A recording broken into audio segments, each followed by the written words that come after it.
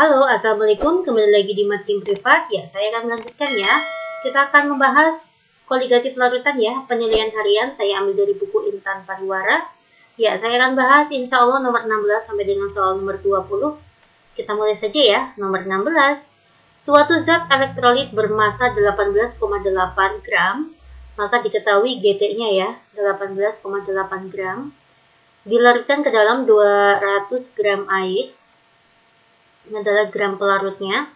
Apabila nilai Kb-nya itu adalah 0,52 Celcius molal. Apalagi larutan terbentuk mendidih ya, mendidih TBL, mendidih pada suhu 101,5 Celcius. Jika faktor Van Hoff-nya adalah 3, I-nya adalah 3, derajat disosiasinya adalah 1. Senyawa tersebut adalah, ya kita bisa menghitung ya dari delta TB ya. Delta TB itu rumusnya adalah M dikalikan Kb, saya kalikan I, karena ini elektrolit ya, larutannya ya. Delta TB-nya itu adalah 1,5, ini TBL-nya, saya kurangi dengan 100 karena pelarutnya air. Molalitas itu rumusnya adalah GT, dibagi dengan MR-nya, dikalikan 1000, saya bagi dengan GP, GP-nya adalah 200, KB-nya adalah 0,52, nah, I-nya itu adalah 3. Begitu ya guys. Oke. Maka nanti 1000 dibagi dengan 200 itu kan 5 ya. 18,8 saya kali 5. Saya kali 0,52 dan kali 3 itu hasilnya adalah 146,64. Ya, nanti kita bagi dengan 1,5 ya. Hasilnya adalah 97,76. Ya, saya bulatkan MR-nya adalah 98. Ya, senyawa tersebut itu apa? Langkahnya seperti ini ya. Alfanya 1 itu artinya terion sempurna. Jika terion sempurna, maka nanti I sama dengan jumlah ion. Nah, sebenarnya tuh clue yang pertama, kita cari aja yang jumlah ionnya 3. Oke ya, Dek ya.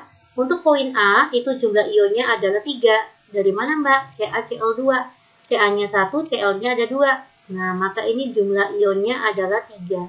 Nah, jadi kalau kita ionkan, kan seperti ini, Ca2 plus dan 2Cl min. Ionnya 3. Oke ya, Dek. HNO3 itu ionnya 2, 1 tambah 1. H-nya 1, NO3-nya 1. Begitu ya. Nah, sebenarnya kemungkinannya adalah A, B salah ya. Ini C juga betul, D salah. D itu 2 ya, Na plus OH min, ionnya 2. BaOH2 itu juga ionnya 3. Kemungkinan bisa E. H2SO4 juga ionnya 3 ya. H-nya 2, SO4-nya 1. Nah, kalau nggak A, C, E. Ionnya sama-sama 3. Nah, kita cari yang MR-nya 98. Yang MR-nya 98 itu adalah H2SO4. Silakan kalian cek ya, hitung sendiri. Atom relatifnya sudah disediakan di soal ya. Oke, kita lanjut aja ke soal nomor 17. Pada tabung 1 disediakan glukosa ya, glukosa. GT-nya itu adalah 0,36 gram. Dimasukkan ke dalam GP-nya 250 gram. Selanjutnya ada NaCl. Tabung kedua ya, GT-nya adalah 0,234 gram. Oh, GT-nya ada 2 ya, ditambah dengan GT yang kedua. Ini GT ke-1, ini GT kedua. Adalah 0,448 ya itu ya, 48 gram MgSO4. GP-nya itu adalah 500 ml. Nah, pertanyaannya apa? Jika garam NaCl dan MgSO4 terionisasi sempurna, artinya alfanya 1 ya. Jika alfanya 1, maka nanti I sama dengan jumlah ion. Ingat itu ya, D. Perbandingan penurunan titik beku larutan 2 terhadap penurunan titik beku larutan ke-1. Ini larutan ke-1, ini larutan kedua. Ya, perbandingan delta TF larutan ke berapa nih? Kedua dulu ya. Kedua banding delta TF larutan ke-1. Ini 2 atas. Nah, yuk. Kita akan langsung aja ya. Ini berarti yang kedua, ini di sini. Ini yang ke-1. Nah, Delta TF-nya yang kedua, rumusnya adalah M dikalikan KB. Nah, ini terlarutnya ada 2 ya. Dan ionnya adalah sama-sama 2 ya. NaCl itu ionnya 2. Na-nya 1, Cl-nya 1. Ini ionnya 2. Untuk MgSO4 juga ionnya 2. N-nya 1, Mg-nya 1 ya, sorry. SO4-nya 1, maka ionnya 2. Jika ionnya sama, maka nanti rumusnya seperti ini ya. Saya pisahkan aja deh, biar gampang. Untuk delta TF yang kedua dulu ya. Kalau ionnya sama, maka nanti NT1 ditambah dengan NT yang kedua, mol terlarut ya. Dikalikan 1000, dibagi dengan GP, dikalikan dengan KF. Nah, I-nya saya keluarkan di sini, karena nanti jumlah ionnya sama. I-nya kita letakkan di luar ya. Mol terlarut yang pertama itu adalah 0,234 punyanya NaCl. MR-nya NaCl itu berapa Mbak? 35,5 saya tambah dengan 23, 58,5 ya. Ya, ditambah dengan NT yang kedua punya MgSO4 0,48 gram dibagi dengan MR-nya. Mg itu 24. Saya jumlah dengan S itu 32. Oksigennya 16 kalikan 4 itu 64. 120 ya. Dikalikan 1000. GP-nya adalah 500. KF-nya KF saja ya, nanti KF-nya bisa dicoret. I-nya adalah 2. Oke ya, kita akan hitung dahulu. 0,234 saya bagi dengan 58,5, itu adalah 0,004 ditambah 0,48 saya bagi dengan 120, itu adalah 0,004 saya kali 2 ya, 1000 bagi 500, saya kali KF, saya kali 2. Ya, 0,04 ditambah 0,04, itu kan 0,008 ya, dikalikan 2 dikali 2. Hasilnya adalah 0,032 KF. Inilah delta TF yang kedua. Untuk delta TF yang pertama, itu GT-nya hanya 1, yaitu glukosa, non-elektrolit ya. Maka nanti rumusnya sama ya, M dikalikan KF, tapi tanpa I, karena dia non-elektrolit. Saya langsung hitung aja ya, GT 0,36 dibagi dengan glukosa. Glukosa tuh MR-nya 180 ya. Dikalikan 1000, gram pelarutnya adalah 250. Kita fokus pada saat GT-nya glukosa. 0,36 dibagi dengan 180 itu kan 0,002. Saya kali dengan 1000 dibagi 250 itu 4 ya. Yaitu jawabannya, oh sorry, ini dikalikan KF ya, KF-nya lupa. Jawabannya 0,008 KF. Ya, 0,032 saya banding dengan 0,008. Gede ya. Atau 32 banding 8. Ya, maka perbandingannya adalah 4:1. Paham ya, Dek ya? Jawaban yang tepat itu adalah poin E. Next, kita masuk ke soal selanjutnya, soal HOTS ini. Suatu larutan diperoleh dengan melarutkan 1,92 gram nikotin. Berarti GT-nya itu adalah 1,92 gram nikotin. Ya, ke dalam gram pelarutnya itu adalah 48,98 gram air. Ternyata larutan tersebut membeku, maka diketahui TFL-nya itu adalah min 0,45 Celcius. Jika nikotin tersusun atas CHN, ya, maka C-nya itu adalah 47,03%, H-nya ini adalah 8,7%, sedangkan N-nya adalah 17,27%.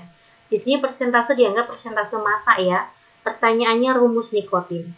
Oke guys, kalau ada soal seperti ini, langkah pertama kalian akan mencari MR-nya terlebih dahulu. Dari mana? Ada TFL, maka kita dari delta TF. Rumusnya adalah M dikalikan KF. Ya.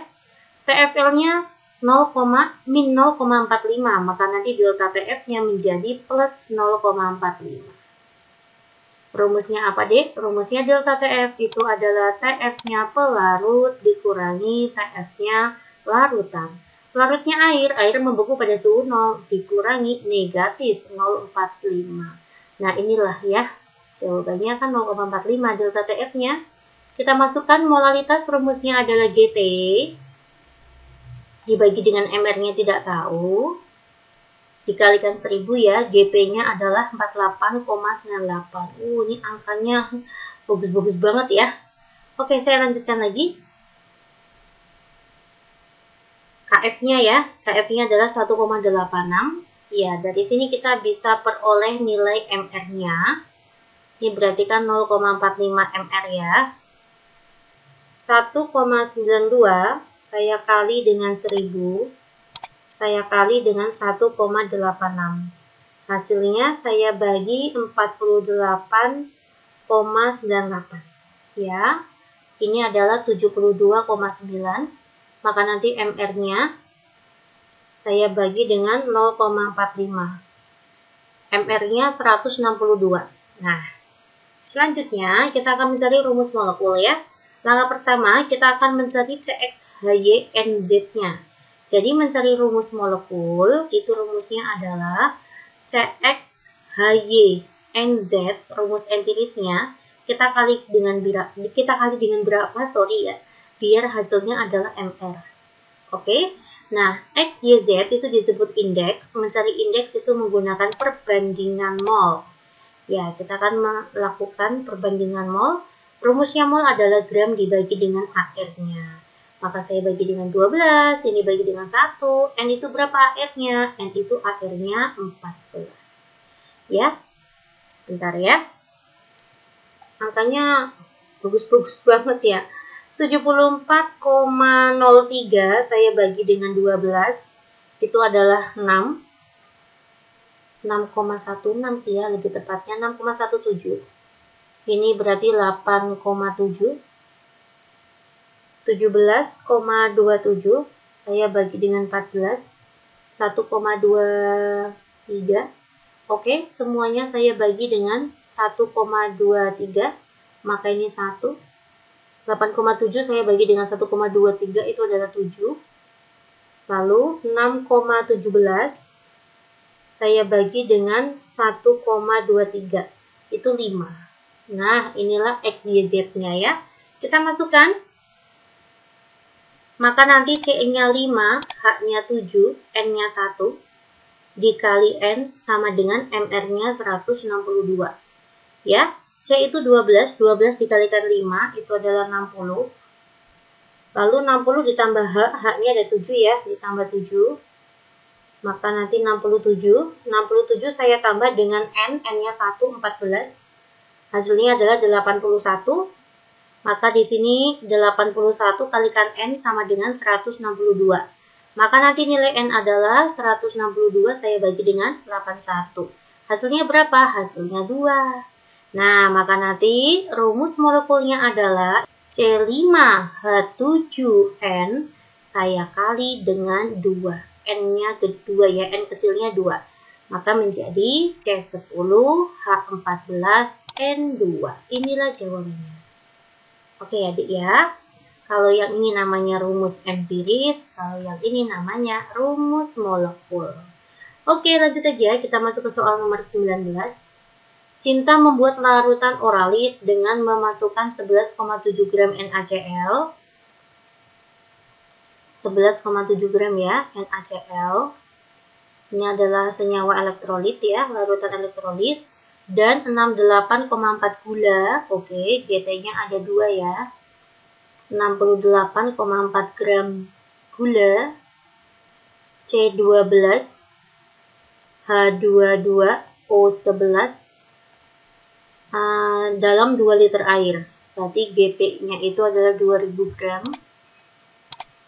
Jika diketahui KB-nya itu adalah 0,52 Celcius per molal, larutan tersebut akan mendidih pada suhu, ditanya adalah titik didih larutan. Oke guys, kita akan mencari delta TB terlebih dahulu ya. Apa rumusnya delta TB? Rumusnya delta TB itu adalah M dikalikan KB. Nah, ini yang terlarut ada 2. Yang pertama adalah elektrolit, yang kedua ini non-elektrolit. Nah, karena terlarutnya itu berbeda ya, maka yang NaCl saya anggap Nt1 ya. Saya kalikan dengan 2 karena ionnya ada 2. Ditambah dengan Nt2, mol terlarut 2 itu punyanya gula. Gula non-elektrolit, maka saya tanpa kali I dikalikan 1000 dibagi dengan Gp total dikali Kb. Nah, ini kalau soalnya yang satunya ada kalikan ion, yang satunya enggak, maka perkalian ionnya di dalam ini ya, di dalam Nt ya. Oke, saya akan lanjutkan ya. Nt itu adalah mol, rumusnya mol adalah gram dibagi mr. Maka ini molnya NaCl ya, 11,7. mr-nya NaCl itu adalah 58,5. Saya kali ionnya adalah 2 ditambah Nt2, berarti 68,4. Saya bagi mr-nya ya, C12 H22O11. Ya, ini mr-nya adalah 342 ya. Nah, saya kali dengan 1000, Gp-nya adalah 2000, Kb-nya 0,52. Oke. 11,7 dibagi dengan 58,5. Hasilnya saya kali 2. Lalu saya tambah dengan 68,4 dibagi 342. 0,6 ya. Hasilnya tuh 0,6. Ini kurungnya saya hilangkan aja. 0,6. Lanjut aja ya. 0,6 saya kali dengan setengah. Setengah itu berasal dari 1000 per 2000. Lalu saya kali dengan 0,52. Hasilnya adalah 0,156 Celcius. Inilah delta TB-nya. Nah, yang ditanya titik didih larutan. Rumusnya titik didih larutan itu adalah titik didihnya pelarut ditambah dengan delta TB. Di sini kan pelarutnya air, ya. Air itu mendidih pada suhu 100 Celcius. Saya tambah delta TB-nya 0,156 Celcius. Maka hasilnya 100,156 Celcius. Oke, jawaban yang tepat itu adalah poin C. Semoga paham ya.